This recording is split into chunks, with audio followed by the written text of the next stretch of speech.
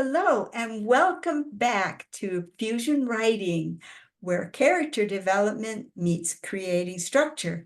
And this is our opportunity to go a little bit deeper in our writing week. This is our session on the map, where we show you a little bit more detail on our guidelines for this wonderful week, this opportunity that you have to do your writing, get your thoughts down on paper, based on what we've talked about this week to spur you on. And what's more, over in LiLLiPub, we have the wonderful opportunity, if you join us over there, LiLLiPub, where you can post what you've written, get comments from other people, and we have our wonderful Magic Saturday Zoom calls where we can talk about our writing, share our writing, and those are really getting quite lively. We had 8 people in the last Zoom call, and it was just pretty spectacular. So do think about joining us on LiLLiPub to post your writing and talk about writing. So before we go any further, I will turn it over to Victoria for our slightly deeper probe into our writing week. Victoria? Hello, fellow writers. We're back. So yesterday I hinted at how I'd had an aha moment. And this ties into what we talked about last week when we talked about using your Zettelkasten for writing. So when I started mine, I followed in the footsteps of our fearless leader, Scott Shepper, and his Zettelkasten book. And of course, Kathleen, who was well ahead of me in the process at that point, but had already laid a really helpful groundwork for how to start your first note card system. So I adhered to what they told me 100%, and I went all in with my character development. So because they were using their Zettelkasten for nonfiction, I had to kind of retrofit it to my book project, which worked out just fine. The important piece of information is I followed the key elements to a T. What that means is for every single character in my book, I did my cards and I assigned them numbers and I made sure that they got installed in my index. Now, full disclosure, most people who use Zettelkasten have an A through Z card system, and that is their index. So your A card might have ants and atoms and atomic physics and apples or whatever. They're all A words, okay? I decided early on, because I am very much a binder lover, that just makes sense to me to have things in a book format. Rather than A to Z cards, I use an A to Z binder. So I just took myself a little Happy Planner notebook and I installed tabs lettered A through Z. So whenever I have a keyword of something in my book that needs to be filed away, it goes in my binder on that tab. So here's where the aha moment comes from. I'm sitting here last Saturday and I'm working on a chapter. Now I'm working on a prequel novella to the novel that I'm writing now. So this is when the characters are much younger. I started this in 1996, so I'm showing my age here. And I lost track of this thing. It was 20 to 30,000 words and I just filed it away, went into momland, raised my kids, and lost track of the book. So now that I'm really getting good traction, I thought, you know what? I'm going to pull that out and I'm going to get that worked up so it's ready, so that after book 1 comes out, then the novella with the backstory can. So I'm all excited. I'm ready to hit the ground running, right? And I sit down to write, and there's a side character. Her name is Kennedy. She is the debate partner to the main character, Davin Madrid. And I'm sitting here and I'm racking my brain. What is Kennedy's last name? And I can't think of it.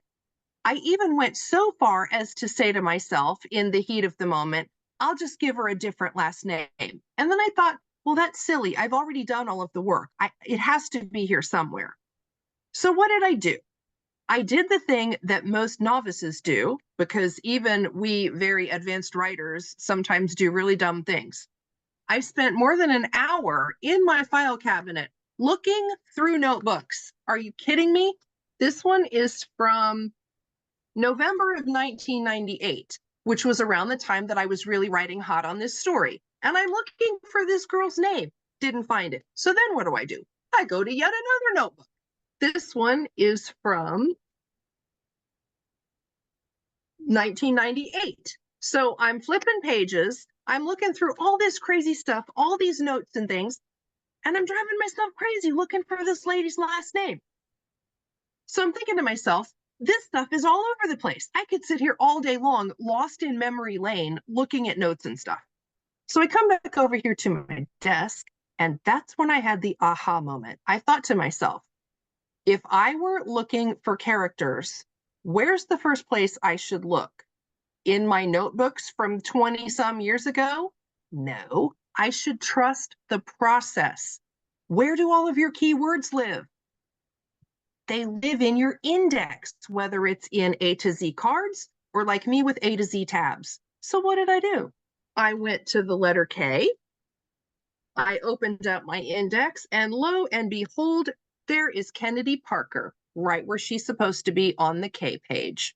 So her number is 7124.2. So I went over to my trusty note cards and I pulled her cards. Easy peasy. So in terms of harnessing the power of how you organize your ideas, number one, trust the process. From the very beginning, every character that you have, every thought that you have, Kathleen's going to talk to you about the memory prompt list. All of those things get keyword indexed that go in places where you know your thought train is going to take you back to them. That's the beauty. And endless minutes and hours wasted rummaging around in books from 20 years ago, trying to find a tiny piece of information that's crazy. So with that said, if you haven't already started your system, get cracking on writing those character cards all the way down to the tiniest details. I will leave you with a final piece, which is what we writers call the Bible. The book Bible is essentially a guide to all of the details in your book, so that when you're writing 5 books from now, because we're all going to write series, I know, you can go back and find out things like, what did that character drive in 1987? Well, I can go to Kennedy's tab and I can see automobile, and it tells me that it's card number 7124.2.1, white LeBaron, as a matter of fact, and it was a convertible.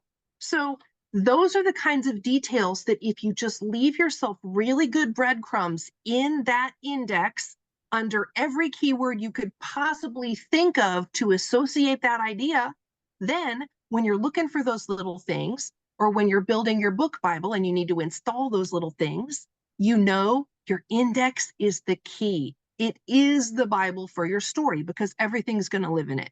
And then all you have to do is follow that thought train, go to your index, and start farming information. So if I could encourage you to do one thing, it is definitely start those character cards. Get that information down. I tell you this now because little sneak peek in our next session, we're going to go back to some more of the meat of the writing process. And we're going to start digging much deeper into different kinds of character interplays and interactions. And so I want you to have those basic pieces in place so you've got a skeleton to build that character on. So as Kathleen is talking with you about how you work with the character traits, I want you to start thinking about what critical elements exist for those characters, whether it's situations, like she's going to show you how you can write a specific piece of a scene, which is genius, by the way, to show your mind's eye what you're thinking about when you're writing about that character. It allows your mind's eye to recall that and really grab onto it so that you can write effectively. Those are critical tools. So as you listen to the two of us and how we apply very different methodology to the exact same process of story writing, I want you to start sticking things in your own back pocket that you can use to make the process simpler, to make it easier for you to find, archive, and organize things, and ultimately to get the words on the page and get the writing done, because that's the important part. Otherwise, your readers, who will be your raving fans, are never going to find you because you're not going to get the work done. So hang in there, get your stuff on the cards, index like a crazy person, get everything in your index so you can find it, and keep that process going so that ultimately you can get your writing done. So with that, I'm going to throw it over to my esteemed colleague, Kathleen. Okay, thank you so much, Victoria. Yes, my index is very important to me as well, but I am your more traditional card file. I have letters of the alphabet, and that's where mine go. I think Victoria's is pretty amazing because it's more compact. It's all in one place. I tend to do wordy entries, so I kind of like the file card system. But you know what that shows you is that play around with the different ideas, play around with different techniques, and bring yourself and your own creativity and your own needs and ways of working to the picture. This just gives you ideas to spark how you want to handle it. But the key thing is you're going to want some kind of an index to look things up. Victoria's absolutely right about that. So what I want to do a little bit today is talk about the personality side of your character. Now, I'm not going to help you figure out what kind of car they drove, but I'm going to be helping you recall what their mindset is. That's my side. Victoria gets the looks and the events, and all of the classic things that you think about a character. You can't even tell from my cards whether they're young or old, well, except you'll see why some of that will come through. But my focus in my side to give you is the personality side. So I'm going to actually show you some of the ways that I work just to get your mind thinking. This doesn't mean you've got to do this for your writing week. This is just to explore ideas for how you could write, even if maybe you're not really ready to start your story. You can still get some words on the page. So with that, I'm going to switch my camera over so I can show you my desktop.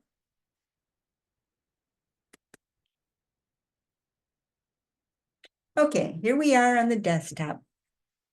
And what I have right here available to show you, these are the character trait groups that we studied this month. Remember, we said that the insight group had to do with the character's awareness of his surroundings, his ability to understand what's going on and predict the future. Empathy is our character's relationships with others. Well, in the previous month, we also talked about resilience. We could think of that as his bravery. It's the character's ability to withstand the challenges of the environment and of a difficult world.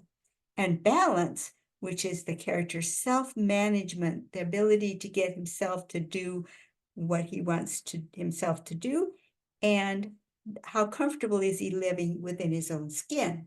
Now, if you want to come to write from some of these character traits, that one of the best things you can do is pull out your map and navigation handouts from the previous weeks. You've got 4 weeks on these themes, and so each of these 4 character traits basically has an entire sheet on it that will remind you of what the character traits are and get you some thinking. So that's your refresh weight. Those are available for download over on LiLLiPub. But I want to show you something else that I want to show you how I track my characters on my Zettelkasten cards and what I do for my exercise. So here, for example, is the book that I'm writing, and this is my characters list. My book is called Jonathan and the Dinosaur Notebox. It's a chapter book for middle school kids embedded in a book that's intended to provide some background and entertainment for the grown-ups. Because, these days, as parents, we really need to take a look at what our children are reading and be aware of what they're reading. So why not have the backstory with the idea of entertaining the grown-ups? And then the child's story is embedded within that as a separate book for the kids. So anyway, these are my characters, and each one of them, I've got 4510 for my area. You get to choose where you want to put them, and then I've got my characters numbered. So the one I'm playing with right now is the character Sarah. She's not a main character. She is an important side character. And the reason why she's important is her choices tend to drive some critical scenes that are going to strongly affect some of our main characters. I want to give you a sneak peek at what we're going to be coming up with in the starting next month when we get into our system a little bit more. And that is the idea of how I capture a character's personality. This is a main character, Roberta, and her whole personality is fleshed out, and I can capture her personality on one file card.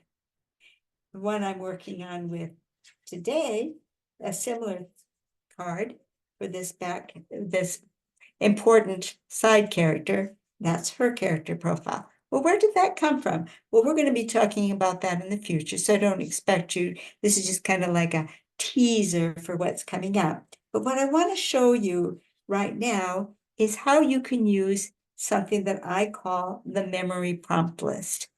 Each one of the character traits that shows on this character profile has a line associated with it on my memory prompt list, which brings that character trait back.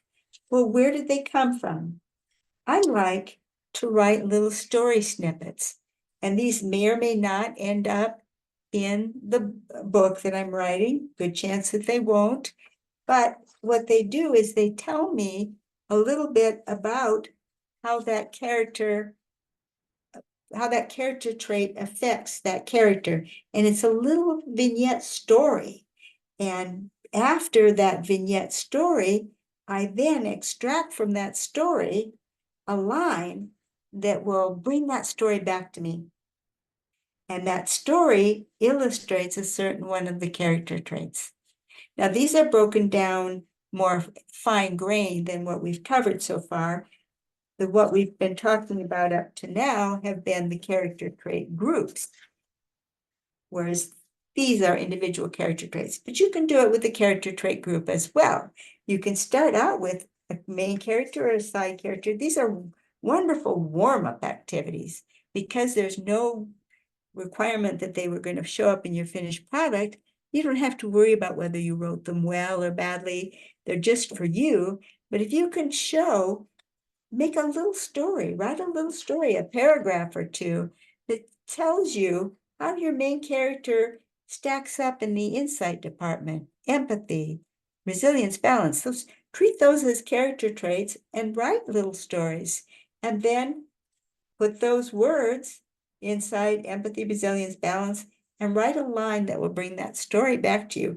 And then in the weeks that come, I'm going to show you how to place these on the character profile diagram, which adds one more dimension that we won't get into until July. That's going to be our July topic when we talk about what gives these added dimension. So I hope you will give a try with your writing and that you will post what you do over in LiLLiPub. And I hope you'll have a great amount of fun writing. And I'm going to turn it over to Victoria for some last words, but I want to remind you that our next get together will be our new unit, a brand new unit. It's like a whole new course. You can think of it that way if you're just coming in new. July 1st, we start a whole new unit on Monday, July 1st. Okay, so here's Victoria for any closing words, and I'm going to bring my camera back. Oh, excellent. So good. Such good stuff. So, do you guys see what Kathleen did there when she was describing the way that she uses the memory prompt list and the character groups as a way to capture and spur ideas about a particular character? Did you catch that? Because what I see in that is for you, the writer, you're writing the memory prompt list. That's for you. That's to help you get back into that mindset, get back into that character, and really stand in that character's profile so that you can write them very well. But the second component is what it does for the character.